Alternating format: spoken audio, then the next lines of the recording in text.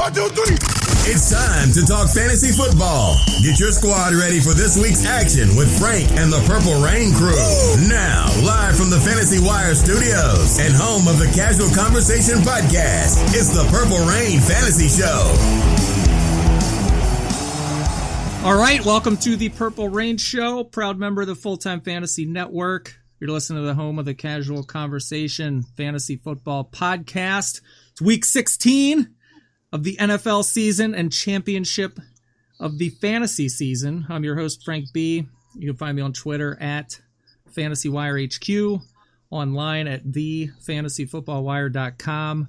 On the website, got all the week starts and sits, risk-reward players, Fantasy Pro rankings. I'll have that updated.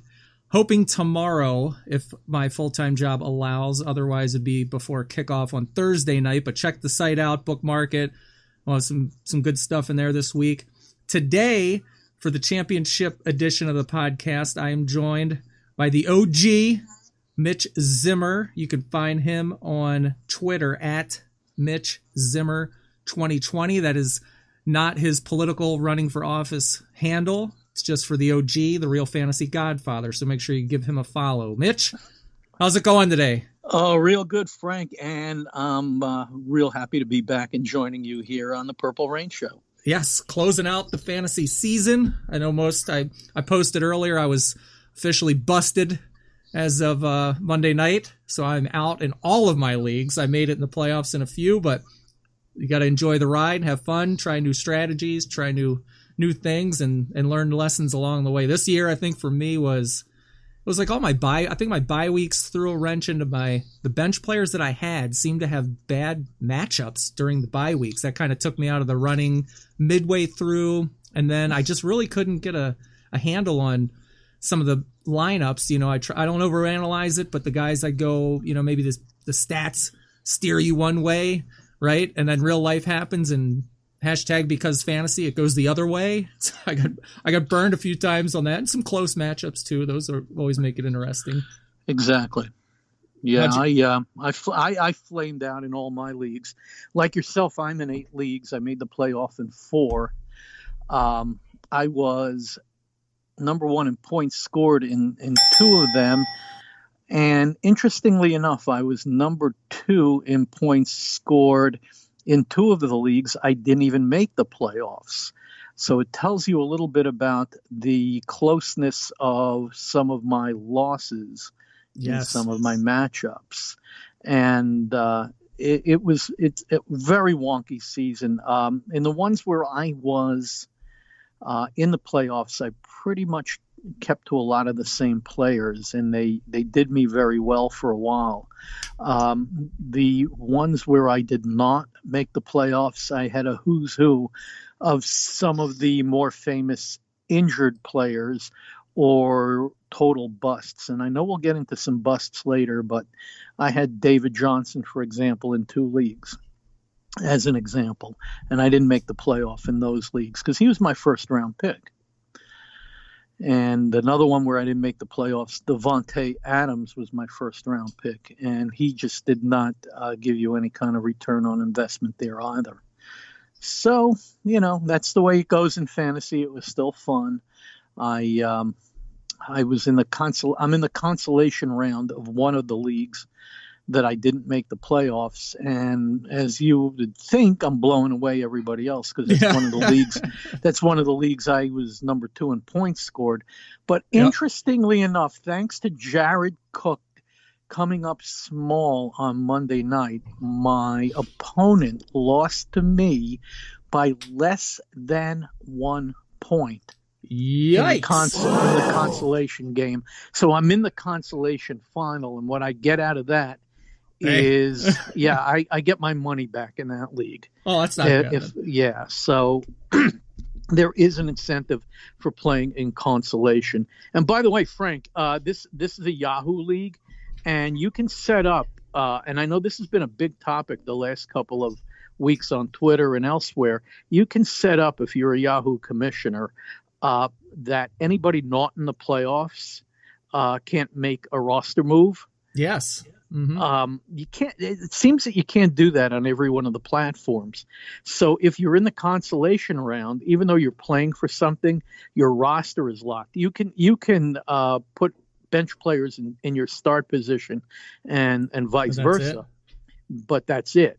See, I can't remember the settings because I did a couple of the leagues that I was in this year were Yahoo, and I can't remember if that setting was in there right now. It's off the top of my head. I'm not sure.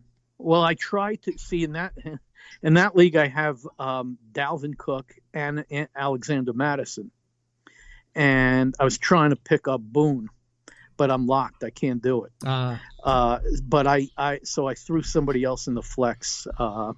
One of the wide receivers I have available on my bench. So hopefully I can do better than the guy I'm playing in that one and get my money back in that league. There you go. So, yeah. Break it even. Mm-hmm. Break it exactly. Even. Well, listen, guys, you can check out the Evolution of Fantasy Football podcast that Mitch and I had done a while back, and that's a really good podcast where we talked about the beginnings of fantasy football. We've both been playing a long time, Mitch a lot longer, but the stories as we can tell them and how fantasy football has evolved into the product we have today. It's a pretty good podcast. We got some good stuff in there with some laughs and just tell you about some of the archaic things we used to do for fantasy football, keeping records and stats. Oh my God, it's some good stuff. But thanks for downloading the episode today. Do me a favor, give it a retweet on Twitter, a share, leave a review, tell a friend. And today what we're going to run down is we're going to get some injuries from this past week. We are going to profile a Twitter championship roster quick here. We'll get into starts and sits.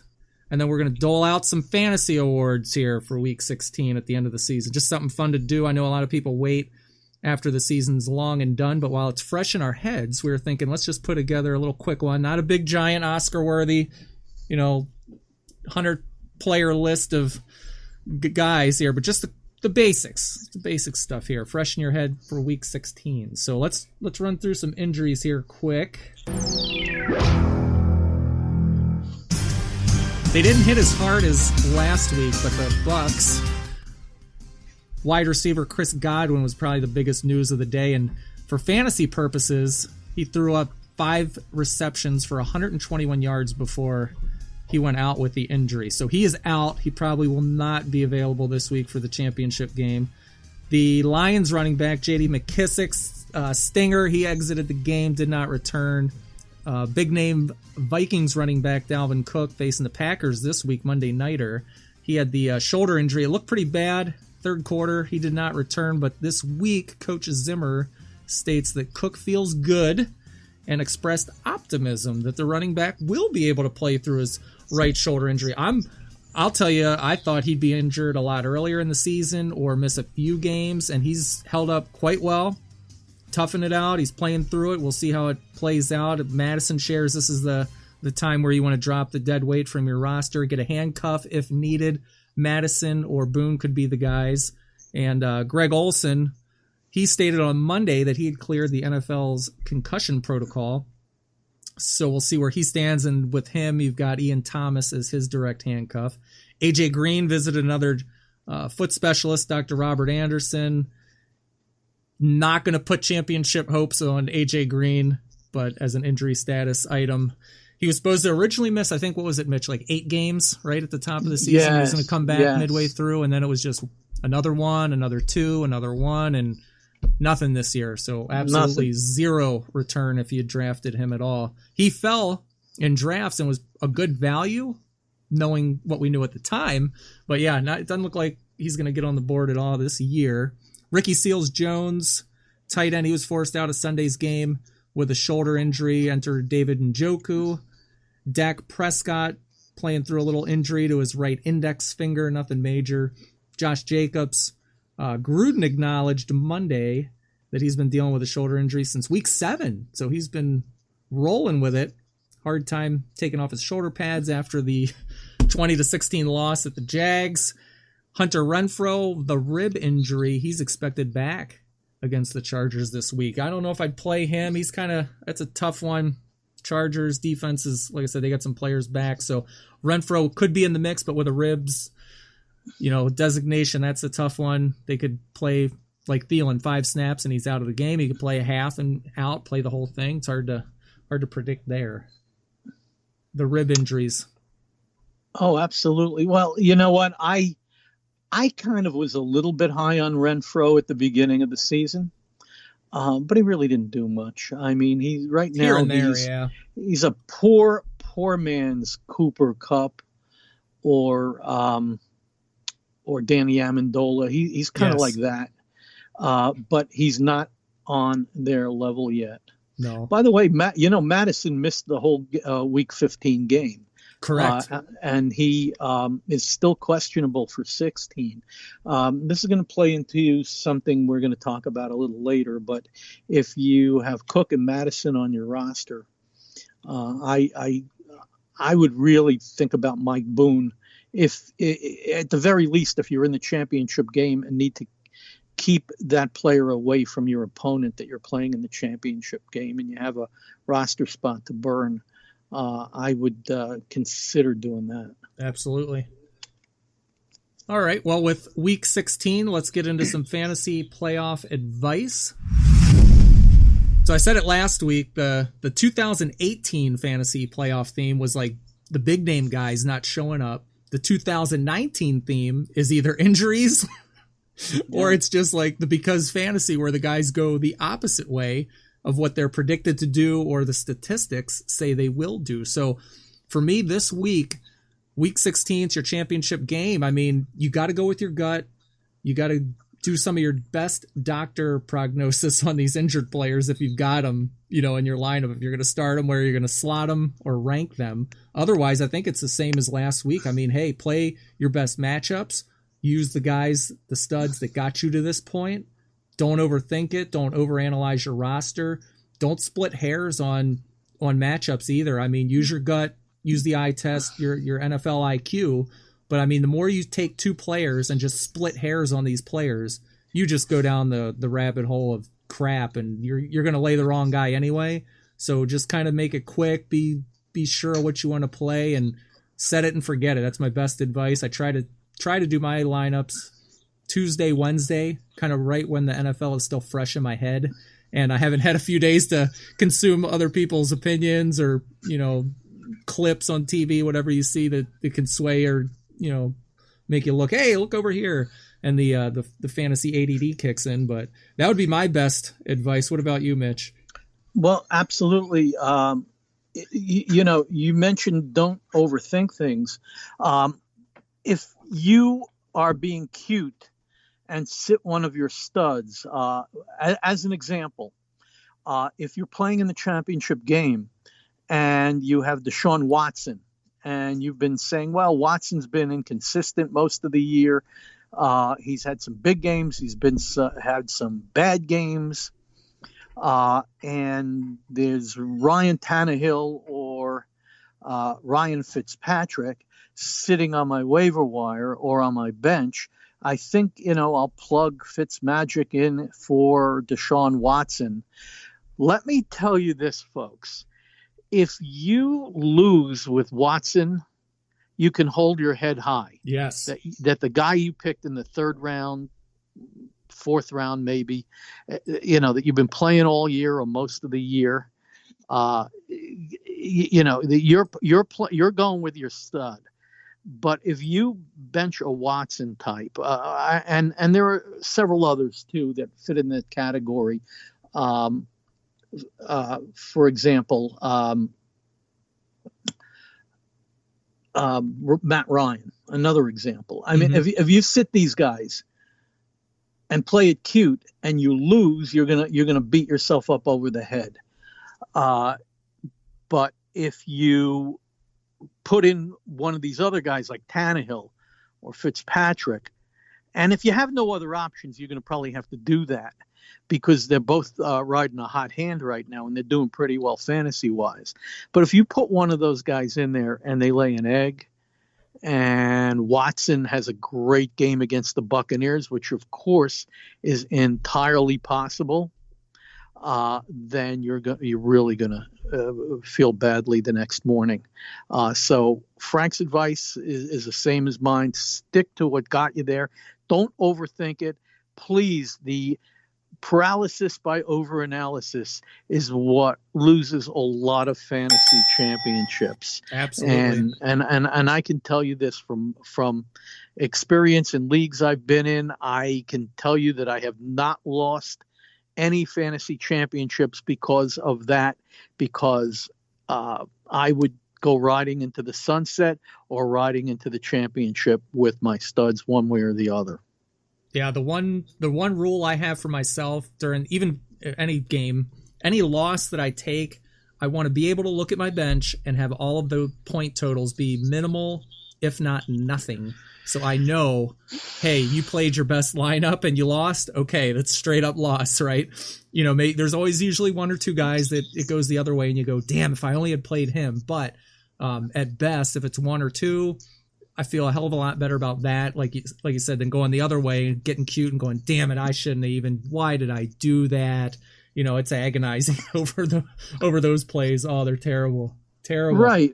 And if you've been playing with Baker Mayfield your whole season, and maybe Derek Carr, somebody like that, or even Tom Brady your whole season, and you somehow got into the championship game, and you have an opportunity instead of one of those guys, perhaps to put Fitzmagic into your lineup, that might be one of the places that I would consider it, because you probably didn't spend a lot of draft capital on one of those guys that I just mentioned, as well as you might have been streaming for most of the season if you had one of those guys on your roster, and that includes Baker Mayfield. So, but if you have obviously Lamar Jackson on your roster, Deshaun Watson, Russell Wilson, guys like that, and you're in the championship game, chances are you're in the championship game because you've been riding those guys all year anyway. And good luck to you. You'll probably do quite well and sleep like a baby plugging those stud players into your lineup. That's right. So that's the best advice we can give you here this week, and good luck on Monday for the championship. I had a Twitter question here we had submitted this morning, actually, from @the_Nordo. What's up, Nordo?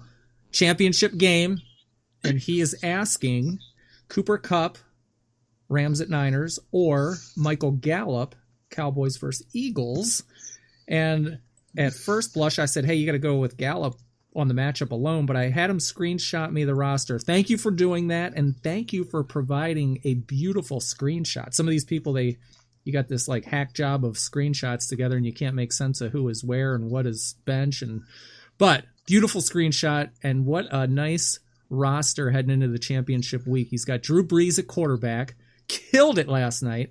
McCaffrey at the running back 1, Melvin Gordon at the 2, Michael Thomas, great stack there with Brees and Thomas.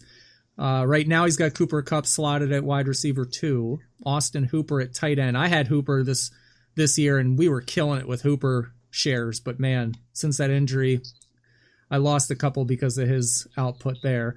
Flex spot, he's got Devontae Freeman, Steelers defense, kicker Zane Gonzalez. We don't care about kickers. And then on the bench, we're looking at Gallup, Devin Singletary, the recently suspended Josh Gordon. Oh, yeah, that's a good one. Jacob Hollister, Debo, David Njoku, and Golden Tate. I'm going to take Njoku, Tate right out of the mix. Debo, even for that matter. He was a letdown this past week. I had him in my flex, counting on big things from him, and I lost, I think, by like 4 points, and he would have been the difference if he had gone and got his 8 to 10 like he was averaging. But yeah, so for the question, Mitch, what do you think, Gallup or Kupp at the wide receiver 2 spot? I know the reason why he has Kupp in the position there and Gallup on his bench, because Gallup did not do anything last week, right? And Kupp, he, if anything, if the Rams are behind and have to throw the ball a lot. We know that they play pitch and catch a lot with Cooper Kupp because he is that slot guy, he's that possession guy. He, however, the last 3 weeks has got into the end zone, which Gallup is not. He's had 6 targets 2 of those 3 weeks and 4 targets. But what's interesting about what is seen in Kupp's stats is he had 6 targets last week, caught all 6, including a touchdown. 4 targets the week before, caught all 4, including a touchdown. In both cases, he didn't crack 50 yards. So the question is Kupp going to get a heavier workload against the Niners this week? Will they use him? Or is it going to be Gallup against the Eagles' porous secondary? And I am kind of leaning actually towards a rebound game from Gallup. You can toss the coin here. Yeah. I wonder where, if at all, he drafted Gallup or got him on the waiver wire. And in Kupp, I guarantee you that he got Kupp in the 4th round or, give or take a round. But he probably drafted Kupp in the 4th round, maybe even the 3rd round in his league. So he invested draft capital on Kupp. It's a tough one. It's a coin toss, but if he's going by our advice, I think you and I might be leaning towards Gallup. Do I read you correctly on that? Yeah, like you were saying with Cooper Kupp and the targets, 6 of 6, and he's catching everything that's thrown at him. That kicks ass. If you look on Gallup's side, he's at the Rams game was his bad one. 3 targets, 1 catch. I mean, throw it out the window, right? But prior to that, it was 10 targets for 6 catches against the Bears. 109 yards, yeah, against the Bears. Then before that, he's against the Bills defense, which is tough. 6 targets, 3 receptions. Before that, the Patriots. I mean, so he's had a slate of tough defenses to go up against, and he still came out 9 point. Well, depending on your scoring for your league, but in the one I'm looking at here, I mean, he would have cracked 10, 10, 16, and 1. So he's putting double digits on the board, pretty similar to Kupp. Dallas is the hotter team, and yes, they're on fire as of that Rams game. It's a battle right now in that NFC East, for as bad as that division is. Both teams are going to come in playing like it's the damn Super Bowl, right? Somebody's got to win this division, and they both want it, right? So who wants to punch that playoff ticket more? And I look at Gallup, it's a division rival, it's a familiar opponent, and the prior matchup, he had 6 fantasy points, but he had 4 targets. That's week 7. You had Amari Cooper. It was right before the bye week. Since then, Randall Cobb's kind of dropped out of the picture as far as doing anything in that offense. So I do like Gallup. The Eagles have been burned outside by receivers, the 1s and 2s, in their 3 of past 4. I mean, everybody's getting down on them, with outside receivers. So it was for Gallup size, big strength. I think he can muscle down there and have a big game. Touchdowns, I mean, he hasn't had a touchdown since week 11, which is concerning. So he'd have to find the end zone in there. It's at home. So here's my question to you, though. Who's in his flex right now? Right now it's Devontae Freeman on the ground. So that I was gonna kind of address that next. What do you do with Freeman? Do you like him there? Gordon, I'm locking. Everybody else, they stay. Well, he's got McCaffrey, right? He's got McCaffrey. He's got Gordon. Oh, all right. Yeah. So Singletary's on his bench, so he can't put in Singletary.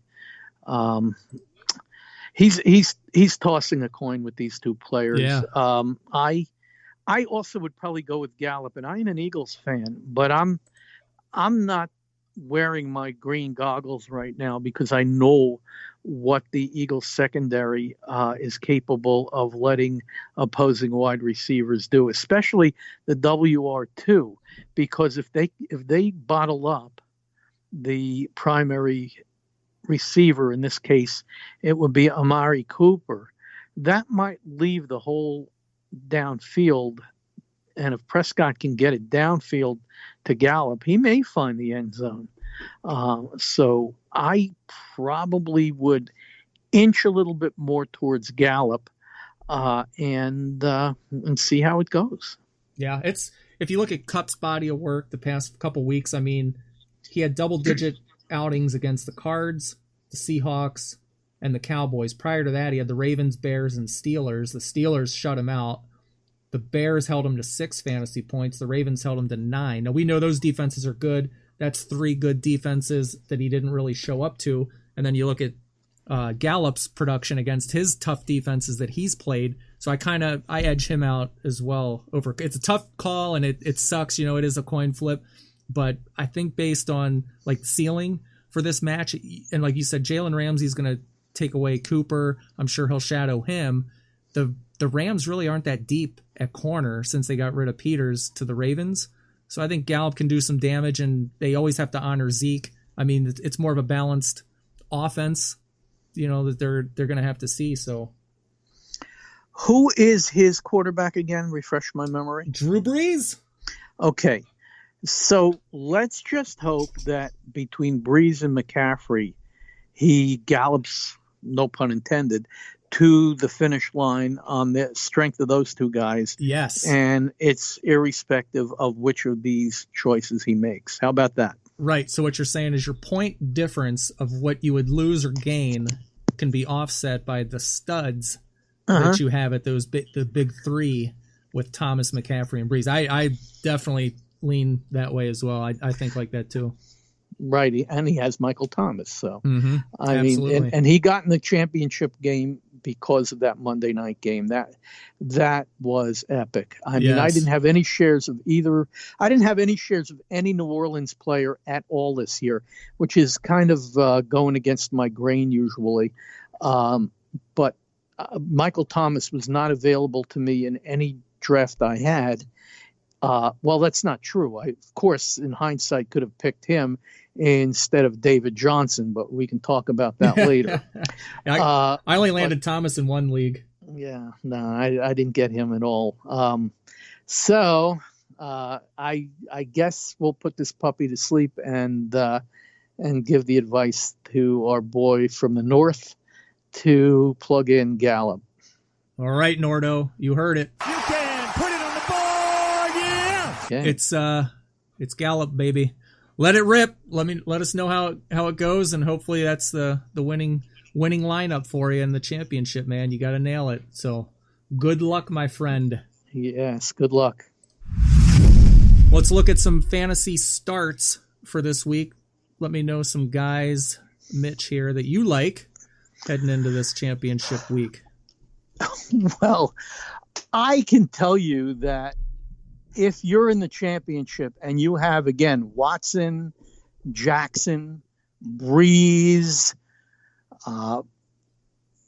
and Russell Wilson, you have to run with those guys. Yes. Obviously. And you probably don't need our advice on that.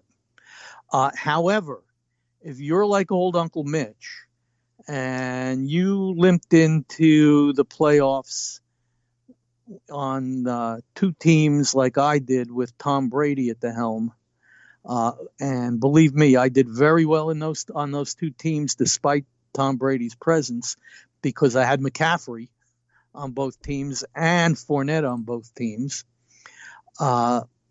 Well, I was able to stave off having him on my team. But if you are in the championship game and you have an opportunity to make a choice between, say, Brady or Tannehill or Fitzpatrick or Mayfield, and it's Tannehill and Fitzpatrick, if you've been going with Jacoby Brissett, and again, Fitzpatrick or Tannehill.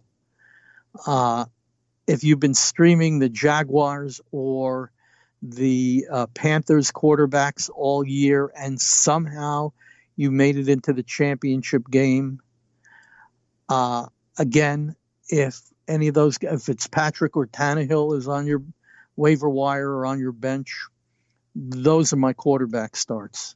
Okay.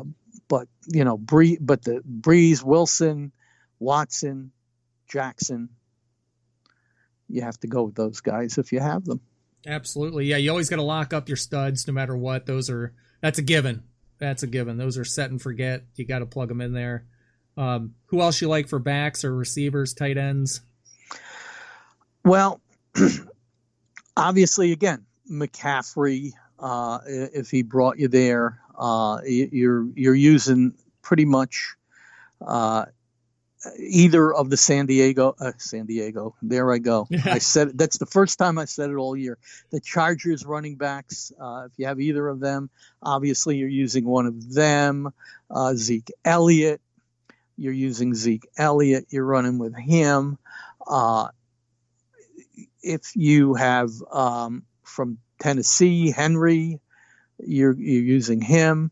I would stay away from the Steelers backfield because that's a mess. I would stay away from the Vikings backfield. That's a mess. If you have Ingram, you want Ingram in there, obviously. And the rookies. I mean, if you've been running with Singletary, with Johnson, with Sanders, you put them in there as well. And Fournette, you can't bench Fournette at this point. If you've been using Fournette, I probably would be very wary about the Patriots backfield, which we've probably been saying all season. But if you have Sony Michel and you don't have any other choices, and you've been riding into the playoffs with Sony Michel, then by all means. So have to do that too. And, stay away from the Dolphins. Oh, Mixon. Mixon's been hot, even though the Bengals have been in a train wreck. And am I allowed to say the S word, S show? You can say whatever you want. The Bengals have been a board-certified shit show. But yes. Mixon the last 4 weeks. If you're in the championship game and Mixon has been one of your starters, that might be one of the reasons you're in the championship game. So you got to play him. And the same with Le'Veon Bell. I mean, I really had no shares of Le'Veon Bell. Nope. But if you have him and he has been on your starting roster the entire season, and here you are, Week 16, playing in the championship game, of course you're rolling with Le'Veon Bell. Yeah, you've got to at that point. Oh, and of course, in Green Bay, you're going to want to use their running back there as well. Aaron Jones. Aaron Jones. Yes, yeah. When the Packers are using him effectively and making him a centerpiece of the offense, which they should be, I mean, he's killing it. 7-yard average. He gets loose. He can take it to the house. He can explode anywhere on that field. But the Packers, to me, this year are so herky-jerky, disjointed, whatever word you want to describe. But that is not the Packer offense that I've been watching since, Aaron Rodgers came on board. Exactly. And McCarthy was running the show. But their record is what it is, and they're catching a lot of heat up here because even the local reporters, media, they're grilling them. Kind of like, how are you guys in the playoffs? How do you have 11 wins? This does not even look. I mean, Aaron Rodgers is playing home run ball most of the games. Other games, he looks like he's killing it. He hasn't been himself. Fantasy wise, you can look at the sheet and see his up and down games and point totals and whatnot, touchdowns. I mean, he's still efficient, but it's just some of the either he's on point and he's going through his progressions, hitting his guys, or he's holding the ball forever and trying to throw the home run ball. And you could see it last week. he had, I think it was Lazard right over the middle in a zone. He cleared his linebacker in the middle, wide open. You could see it happening before he went past the center point of the field. Rodgers looked at him, threw it up deep, incomplete.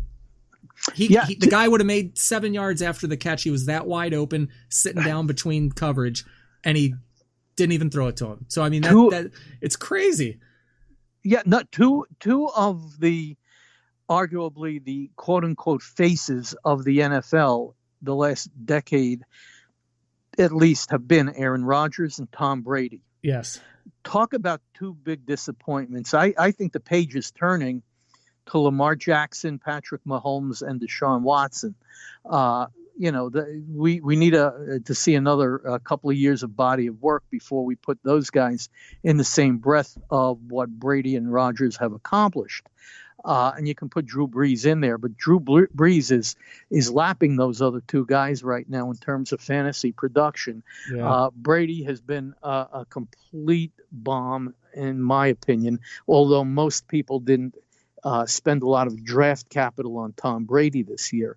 But you might have on Aaron Rodgers. Yeah, and there's always people that draft him super high or about, early quarterback run. He'll come off the board, Yeah, so I agree with you there. So there's that. But Aaron Rodgers is certainly, Aaron Jones. Aaron Jones is certainly a start there. Now, just be careful of two guys that might be on your waiver wire. And one is Mike Boone. I mentioned him earlier. And I would only even consider him in a desperate situation and only if both Cook and Madison are out. Because right now the Vikings don't need to put those two guys in harm's way. They just don't. Right. This is not a must-win game for the Vikings. Another guy that might be on your waiver wire because he's eligible to come off the limited injured reserve list is Kerryon Johnson. If you are trying to outsmart your opponent, or if you have any kind of inkling that your opponent might need Kerryon Johnson or Mike Boone to beat you, then if you can grab those guys before your opponent does, I would grab them, but I would have a very, very, very short leash on either one of those two in terms of putting them into your starting lineup. But I just wanted to make a mention while we were still talking running backs. Oh, yeah. And one other guy who's probably not on your waiver wire any longer is Kenyon Drake. And if you got into the championship game and Kenyon Drake has been in your starting lineup and got you to the championship game, I would say he would be a must start again as well. Yeah, for me, for fantasy starts this week, and like we said earlier at the top, the studs, your ones and twos, the guys that brought you to the championship, you're locking them in, that. But these are just some guys that I always try to include guys you get a lot of conversation on Twitter about, or kind of middle of the road guys that a lot of people have on rosters. So some starts for me this week. I'd have Gardner Minshew in there. I think the Jags are going to be pass heavy game script, this week. And I like him even more if DJ Shark does actually play.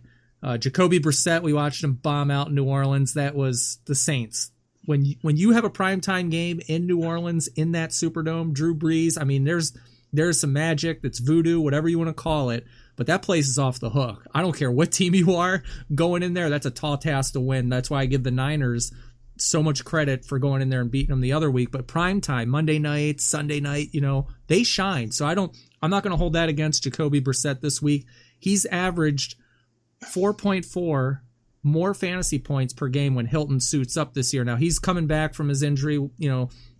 It doesn't get much better for this team for a fantasy championship season finale because Carolina has allowed the third most yards per attempt and fifth most passing yards in the league fantasy, for fantasy purposes. So I would bounce back with Brissett if you got to play him.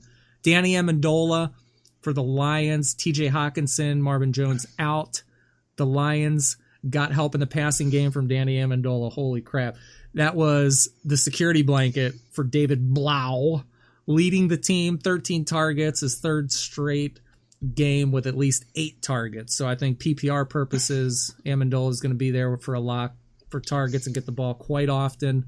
Anthony Miller, Bears lost against the Packers, but damn, he's got his streak of double-digit fantasy points 4 games in a row. Targeted 15 times. I like times Anthony Miller. Game. Anthony Miller is, I was looking at waiver wires on some of my leagues just to prepare for this podcast with you, Frank, and Anthony Miller was available on several. Was he? Good yes. God. I know. And so if Anthony Miller is available on your waiver wire, grab it. If you grab him, I might even consider starting him. If you're desperate, we haven't mentioned Trubisky. I mean, we're going up and down the whole NFL slate, it seems. But if you're desperate, Trubisky might be a sneaky start as well this particular week. But if you've not been rolling with Trubisky and you're afraid to put him in the lineup at this point, well, I guess I wouldn't blame you. But that's just, that's again, if you got, and you and I, we keep going back to this. If you're in the championship game, chances are you probably didn't get there with Trubisky. Probably you didn't get there with, let's say, Kyler Murray, guys like that. You probably got there with the guys that we mentioned earlier. So that's pretty much the way you're rolling. Yeah, I think. Wide receivers, Frank. Yeah, how about this one, Brett Perriman? Yeah, I'm nervous on him. I've got him bumping. I'll be talking about him for risk reward. He's worrisome because he can just vanish. I mean, I know he's hot and he's coming off the huge game, but man, my gut is just screaming I don't trust that guy. I don't know. It's a mess. He's got opportunity. Volume will definitely be there, and I think a couple of the other guys dropped off with injury too. So I mean, he's almost instantly elevated to the go-to guy. He's at least going to garner Godwin's target share. So I mean, he'll probably be fine. But for me, I think it's a flex play if I'm in a 2-flex league, something like that. But putting him and slotting him at a wide receiver 1 or 2, I don't know about that. But flex, absolutely lock and load, right? I think he'd be fine. And then Rashard Perriman's definitely he was on my list only because it's a thin waiver wire. But again, if Perriman will be there, Anthony Miller probably might be in some of my leagues, as I said he was. But Rashard Perriman he's got to be there, and I would give him a shot. Yeah, and then Kenyon Drake, you spoke about him, and yeah, I mean, 137-yard, 4-touchdown performance against the Browns. Good God, right? I don't think he does a repeat performance here against the Seahawks, but I mean, this is like workhorse back material. I think he's an easy, RB2, maybe RB1 upside kind of play this week, and it's a division opponent. They're common, they're familiar with each other. And I've got Devin Singletary as a start too. I mean, I know he's playing the Patriots, but I think he's a low ceiling RB2. I think the matchup, it leaves a lot to be desired, but the Patriots can get run on. And the Bills, they're going to have to go in there with a run-first mentality and not force Josh Allen to win the game off his arm, because they do shut you down with Gilmore and their corners and safeties. I mean, they're tough on defense. Say what you want. They're the Patriots, but I think if they go in with a Singletary-focused offense, they can get him some good numbers for fantasy purposes. I had Singletary in a couple of leagues. I probably went wire to wire in every league I had him in on my bench the whole year. Yeah. I have had other choices. I guess it's the Frank Gore thing. Yeah. I guess it's that Frank Gore thing where, we're coaches, they pick him up, he plays for these teams, and they use him. and it scares me sometimes. And if they have to go ground and pound against the Patriots, you might see more shares of Frank Gore in there that you really want. It's if the Patriots get off to some kind of big lead, where they might have to throw the swing pass, the outlet pass to the running back. Singletary might have a little bit higher opportunity level than Frank Gore, but I'm in all honesty, I like Perriman. He may step into the next level next year. He may advance to the next level, but this year, I guess it was the Frank Gore thing that kept me from even using him. Yeah, the RBBC, the committees are tough. I try to shy away from them.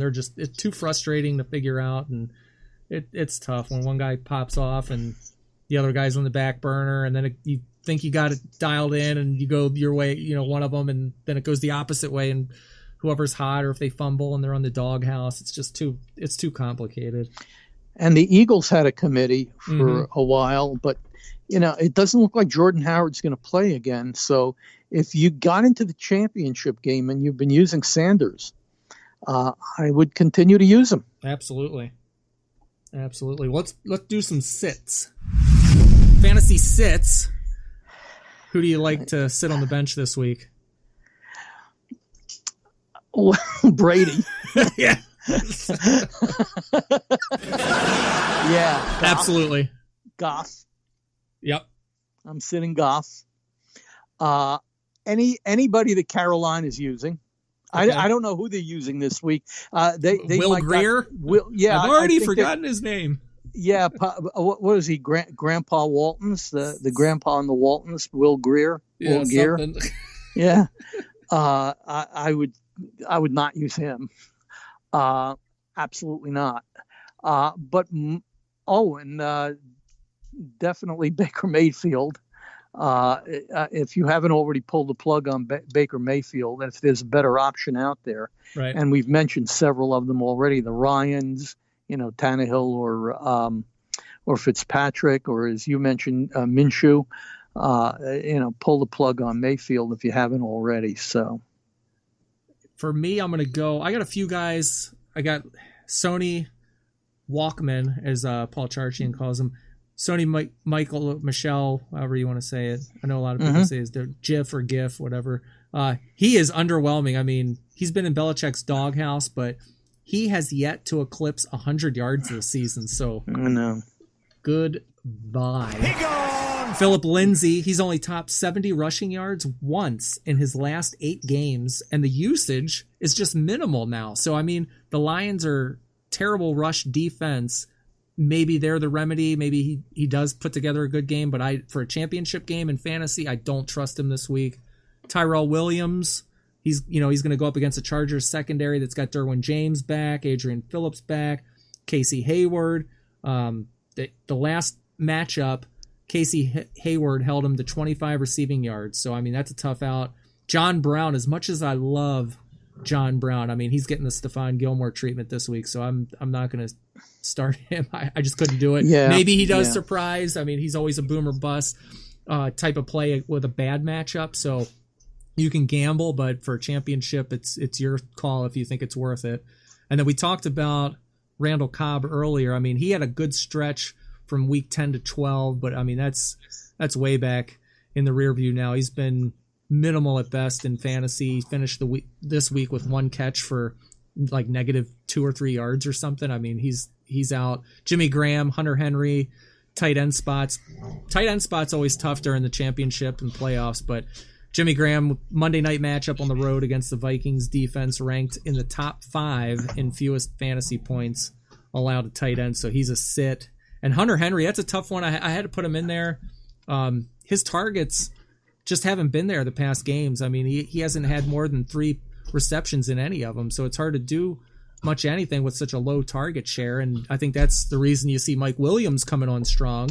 But overall, it's just difficult to trust him here for a championship game. Yeah, I would sit on the tight ends. I would sit pretty much most of them. Yeah. I actually think that one guy that I would play that may still be on waiver wires is Higbee from the Rams. Right. If you got into the championship game and Higbee has been on your roster, you got to go with him. But I would sit Noah Fant. I would sit Ryan Griffin, who disappeared. I mean, you got a couple of good games from him on the Jets. I would not want to play Ryan Griffin at this point.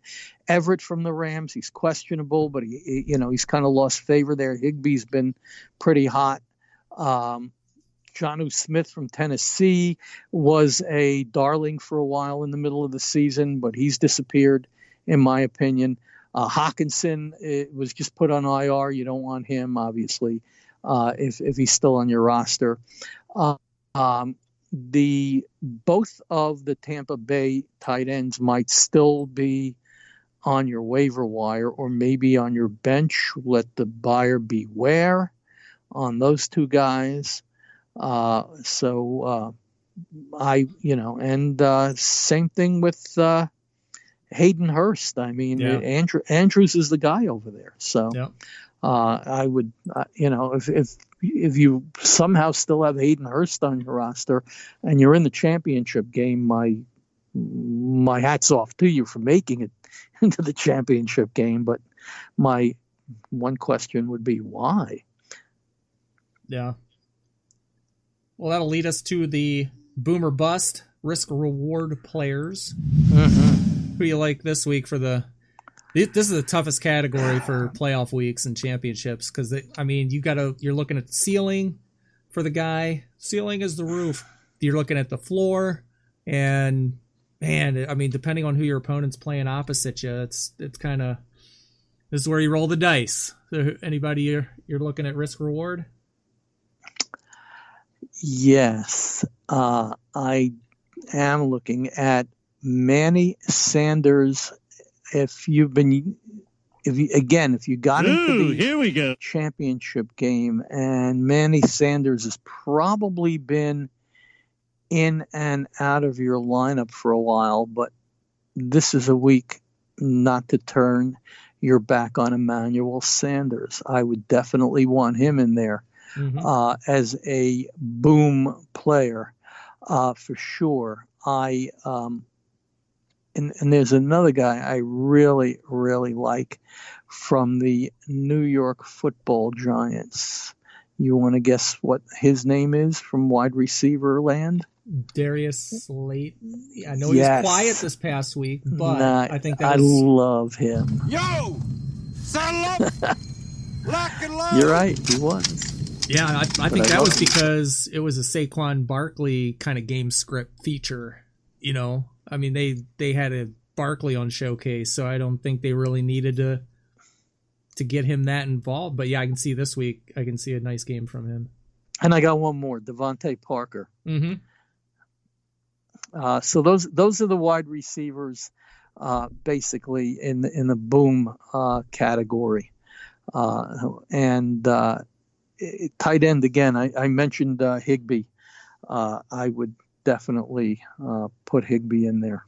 Yeah, he's got 3 straight 100-yard receiving games. He could absolutely do it again.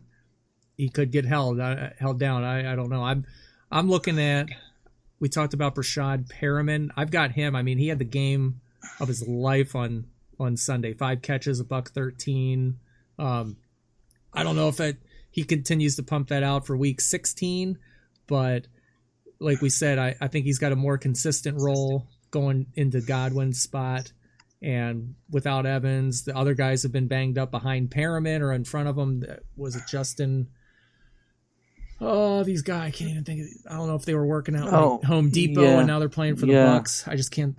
Their names don't come to the forefront. But there's somebody there. Yeah. I think his name is Ishmael or is something like that. Yeah, is Ishmael. I forget his name, but I think the Bucks, they have a good matchup against the Texans. So either way, I mean, this game could be a shootout too, back and forth. So I think he's a boom or bust or risk reward because, like I said, I don't think he typically is going to go quiet and get you like 3 or 4 points. He's going to have a role, but in your fantasy lineup, you need at least double digits here. So I think he's all right. He should catch a touchdown.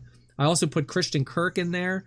He hasn't flashed a lot of upside over the last few weeks, but I think for his role in that offense, he's got a nice matchup against the Seahawks passing defense. And if you look back at his body of work, he's had 10-plus target games on multiple occasions this season. So it's there if the game goes that route. It's like I always kind of favor the divisional games because these opponents know each other. So the players are sometimes a little more consistent of what you can expect out of them. And then other times, if it's somebody that burned them the prior meeting, they tend to focus on taking that player away and then somebody else gets loose. So Kirk, I think he could be a risk-reward kind of play like that. On the other side of that ball, same game, Jacob Hollister at tight end. He hasn't found the end zone in 4 straight games, but I think this week, Arizona's defense is horrible against tight ends. They're giving up the most fantasy points to opposing tight ends. This could be the week he does get in the end zone once, twice. Who knows? This could be a kind of fun game to watch as well. So I think he'd be a boom bust risk reward type play. I've had both Kirk and Hollister on rosters, and I never guess right with those guys. It's hard. Yeah, it's hard to. Really, I mean, that one game that Kirk had, the 3 touchdowns, I mean, it was back on November 10th. That was the last time he did anything substantial, in my opinion, and I didn't use him that week. So it was just stupidity on my part. I didn't use him. And then I used him the next couple of weeks going after that, and he was one of my disappointments that got me taken out of the mix. Hollister, you're right. He hasn't found the end zone since that same weekend that I mentioned. I think it was a Monday night game against San Fran. He got into the end zone, but since then hasn't done much. And I've used Hollister. In fact, I replaced Ryan Griffith with Hollister on a couple of teams, and that was a move that did not work out for me. So I'm a little weary with him, but I hear what you're saying about him playing Arizona this week. That is always a get well pill for the tight ends when they play Arizona. Yes. So there's that. What I'm looking at for Hollister is I'm trying to see if he played against Arizona before, and it doesn't look like he did. So hopefully he does what a lot of tight ends have done against the Cardinals and has a big game for our listeners this coming weekend. Yeah, I like that matchup. I like that. I wonder if it's going to be on TV by me. It's hard to say. I know when the Packers are not playing, they typically go Dallas, Chiefs. I'll probably get that Chiefs one, I bet, or Bears, of course, Chicago. So, yeah, if I'm betting the ranch there, you're not going to get the Cardinals and Seahawks. No. You would probably get you might even get the Cowboys Eagles. Yeah, it could be that one too. It's usually those 3 in the Midwest, but for Wisconsin, they do get a lot of West Coast games, and I do see Charger games a lot. For whatever reason, I don't know. It's weird. Mm-hmm. It's a weird one. Yeah. No, but I think that they're the game, the Fox game, the 4:25 Fox game of the week, their national game. What do they call that? America's game of the week. Yeah, is going to probably be the Eagles Cowboys. So I would be on the lookout for that one. The Chargers are also at 4:00, but they're a CBS game. You may get the Chargers Raiders. I don't know. Lions Broncos. I don't know what they're going to throw at you at 4:00 on CBS, but I'd bet the house you're going to get that Eagles Cowboys game. Yeah, I'm sure. I stream everything typically anyway, so I'll have the Ravens on a stream, and then whatever's on TV, I'll have that going. So. And the Chiefs Bears is the night game, Sunday night. Oh yeah, that's right. Right. All right. Well, let's do some fantasy awards here. I'm ready. Fantasy awards. We're going to do a fantasy MVP. We're going to do a fantasy dud of the year. We're We're going to do a fantasy rookie of the year.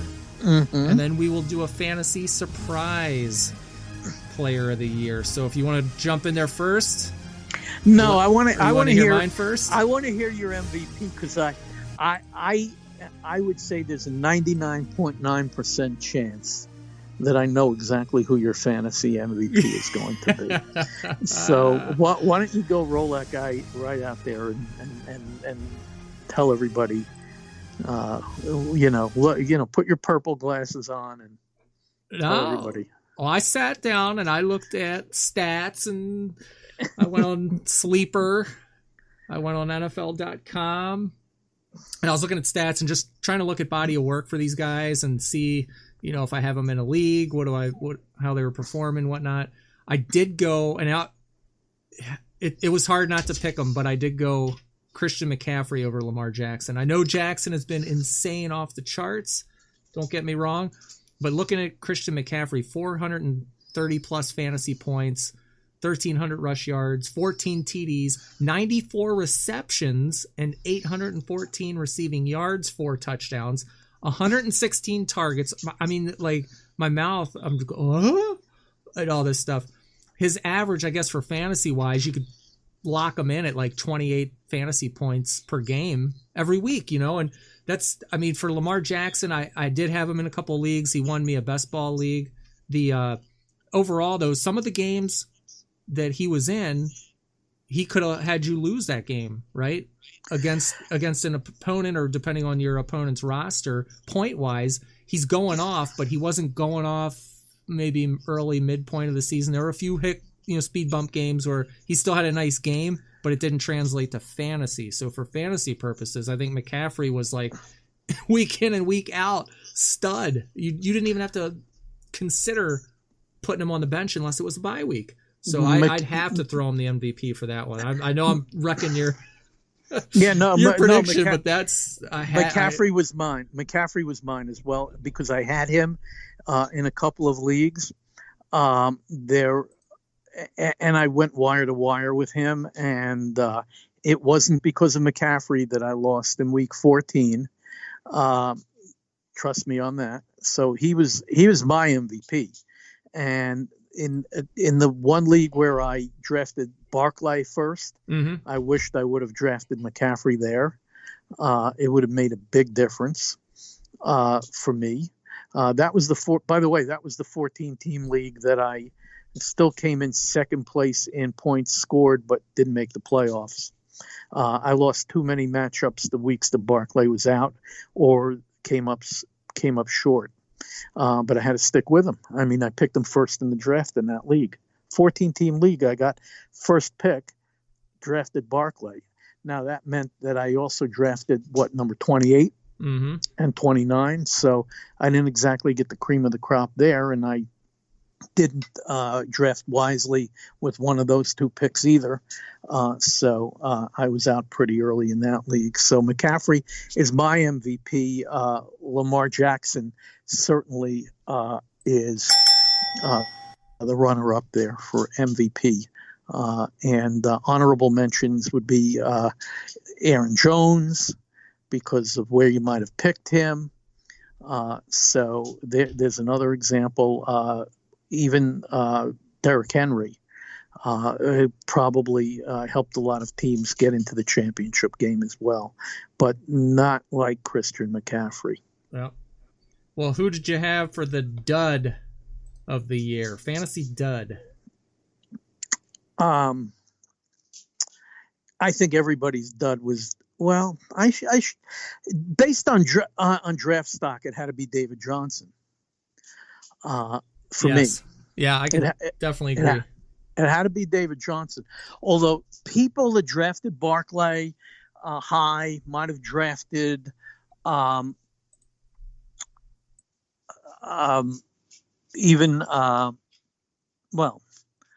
if you drafted Antonio Brown high, then yeah, he was a dud, but you should have read the tea leaves. You shouldn't have drafted him at all, much less high.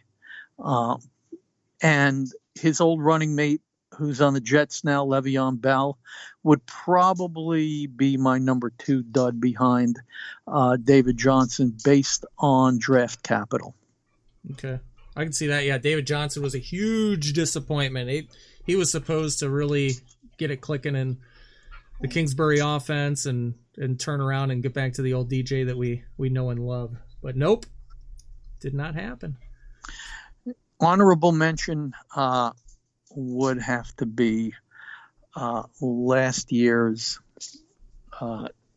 fantasy darling, 50 touchdown year from the Kansas City Chiefs, Patrick Mahomes. Whoa. Because a lot of people went way high on Patrick Mahomes. Yes. And there were players like Kirk Cousins, for example, and Russell Wilson, and that did so much better. And you might not have even drafted them or drafted them around 9th round, 10th round. Even Matt Ryan when he was healthy. So if you picked Patrick Mahomes in the 1st or 2nd round, it probably dissuaded you from being able to pick a better running back or wide receiver, and you were probably scratching and clawing the rest of the year trying to make up for that. Yeah. For me, for the fantasy dud, I was going to say Adam Thielen, but I didn't really want to count, an injured player since they really just haven't put a body of work together on the field. So I went Odell Beckham because, if you look at his stats, he's got 177 fantasy points. And like I said, these point totals may vary depending on your league and scoring, but 67 receptions. He's under 1,000 yards at 9-10. He's only got 2 touchdowns, and he's got 4 stinkers on the fantasy radar of single-digit games, and those were against the Ravens, the Niners, the Steelers, the Bengals. I know the Ravens and Niners, the defense, and then 2 division rivals. But in 6 touchdowns in 13 games before that, he was double-digit touchdowns in 3 straight seasons with 1,300-plus receiving yards. So in the offseason, kind of similar to what we talked about with David Johnson, he goes to Cleveland. They're the darlings of the offseason. They won the offseason. Baker Mayfield is going to elevate him to, Jerry Rice status. The Browns are going to have this offense that's going to just destroy people. And Odell Beckham is going to go off the charts and into this another realm of fantasy statistics, and did not happen. So for me, I think if I didn't draft him in any leagues. That was a player that's on the blacklist for me. I just don't even want him. I don't draft him unless he falls to me and like the opportunity, is just too good to pass up. But if I did draft him early, I'd be really disappointed. That would be a dud for me. So, that's maybe not in some respects, but for me, I think body of work, it's a dud of the year for me. Yeah, I could see that. Absolutely. I didn't draft OBJ either. I just didn't. And it's just, I stayed away from him. Mm-hmm. Rookie of the year. I'll jump on this one. I'm curious to see who you've got, but I went through the rookie listing. I'm looking at all of them, stats, running backs, quarterbacks, receivers. It seems like a lot of the backs and receivers came on late. And yes. I was going to go rookie of the year, except Josh Jacobs, of course, but I was going to go Kyler Murray at rookie of the year, 312, 42 pass attempts, 32.79 for pass yardage, 17 touchdowns, 330 fantasy points. He's averaging 20 to 23 a game, 504 rush yards. 4 touchdowns. He's probably your lesser version of Lamar Jackson, right? And ADP for the draft was 102. So he was kind of in that same realm where you're taking a chance on him. Maybe some people elevated him up a little earlier in the draft, or he didn't fall that far, but definitely in the middle of the pack for some late round stuff. So I think if you were able to get him in the draft at his ADP or even earlier, I think he rewarded you at a quarterback spot where, your top guys are gone. Doesn't leave you too much, depending on the depth of your league, if you're in a 14-teamer or what have you. So I think Kyler Murray would be my rookie of the year. And just being as small as the guy is, he's in the NFC West. It's a tough division with the Rams. For as good as they were last year, I mean, they were kind of scary coming into this year. And the Seahawks, the Niners defense turned in. I mean, that's a tough NFC West division to start out in as a rookie, So I would give him a lot of credit, and I'd give him the rookie of the year for fantasy. Yeah, I could see that. My choice was Josh Jacobs. It wasn't exactly a very deep pool of rookies from which to choose. I mean, I would have liked to have seen Miles Sanders at least do what Josh Jacobs did. I know a lot of people had high hopes for Devin Singletary, had high hopes for from the Bears, their rookie running back. Montgomery. David Montgomery. Mm-hmm. But Josh Jacobs was the best of that bunch. I can also tell you that it was a pretty top-heavy rookie class for tight ends this year. And I don't think any of them really did anything this year. I know that people wanted to see Hawkinson do well. Maybe he was hampered by injuries this year. Maybe he'll take the next step next year. Font didn't do a darn thing. It was just very, very light in tight ends. And there wasn't really any rookie wide receiver that really jumped out for me either. I don't even know if Lassard on Green Bay is a rookie or not. I mean, I never heard of him until he had that one primetime game where all of a sudden, wow, who's this guy? Right. But McLaurin from Washington, was he a rookie? McLaurin, yes. Well, Ohio then State. I'll tell you what. He's 1 and 1A with Jacobs then. If McLaurin was a fantasy find, there's a lot of people that didn't draft him, picked him up on waivers, and were very happy they had him on their roster. So I'll put McLaurin up there as well. Definitely. Fantasy surprise player of the year. Who do you got there? And I didn't know if you were looking at are you looking at like good surprise and bad surprise? Both. That's what how I interpreted that. So that's what I gave you too. But who are your guys there? The bad surprise. The bad surprise is Mahomes, because he went too high in drafts. He just didn't do enough to warrant where people drafted him. I would put Tom Brady and Aaron Rodgers in there as bad surprises, but maybe there were a lot of people who weren't surprised by the fact that they underachieved this year. And from the quarterback spot, those would have been my bad surprises. For a good surprise on the quarterbacks, obviously Lamar Jackson. You said you had a few shares of Lamar Jackson, but I'm willing to bet you didn't draft him very high in any of the leagues you had him. Nope. Maybe even if you were drafting with guys from the Baltimore area, maybe you had to go for him around earlier than his ADP nationally, but it still wasn't a very high draft slot that you probably selected Lamar Jackson at. So that would be a very, very good surprise there. That's a real good one. A guy that really surprised me, and he actually helped me out in week 10, because in all my leagues across the board, in all 8 leagues, my quarterbacks were either Tom Brady or Deshaun Watson, and they were both on buys in week 10. So in most of my leagues, I rolled out Kirk Cousins. And not only did he come through week 10 when I needed him, but there were other weeks, if you needed Kirk Cousins, he actually helped you out. Yeah. So he was a pleasant surprise, considering he probably either went undrafted or in some deeper leagues. You probably grabbed him in the teens, or maybe round 11 or 12. So those would have been he would have been a good quarterback surprise. From a wide receiver surprise, again, I would put McLaurin in there.